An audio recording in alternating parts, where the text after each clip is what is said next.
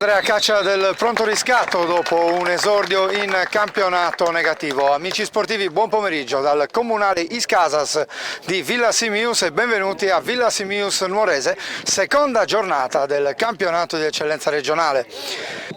Arriva il fischio d'inizio del signor D'Ascola, palla appunto per Emerson che la gioca corta su Cadau. Provata a prolungare, Braconi torna sul pallone, lo serve a Villa, la sterzata di Villa su Rinino, il tiro di Villa, ci arriva Arrus, comodo, tata per Cossu, la posizione di Cossu è regolare,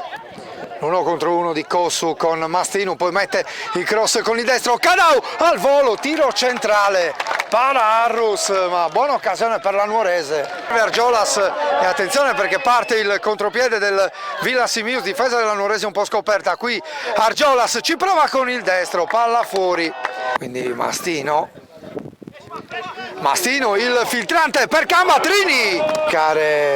l'inserimento di Satta in proiezione offensiva, Satta dalla distanza e la palla in rete, il gol di Andrea Satta, la sassata dai 25 metri del difensore ex Budoni, spezza l'equilibrio a Iskasas al 34esimo minuto, avanti la Nuorese.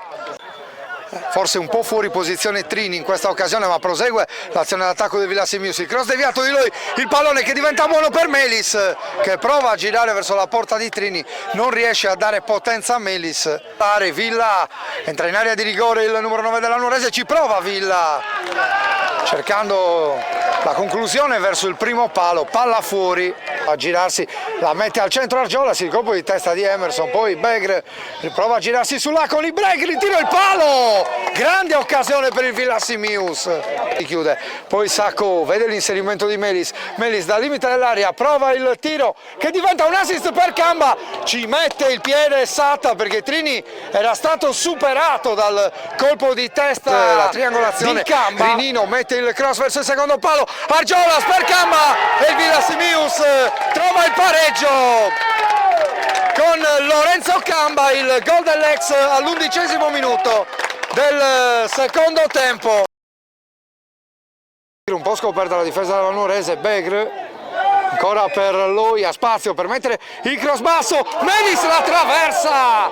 nel secondo tempo, ma attenzione all'errore di Sacco che innesca, manca, prova a guadagnare l'area di rigore, manca, Arrus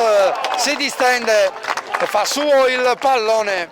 Emerson stavolta batte verso il centro, Sacco a vuoto, Villa forse non se l'aspetta, c'è ancora Cocco largo a destra, lo ignora Pudu, l'azione personale di Pudu, limite dell'area, Pudu con il destro, palla sul fondo ma non di molto. E arriva qui il triplice fischio del signor D'Ascola che mette fine alle ostilità qui a Villa Simius.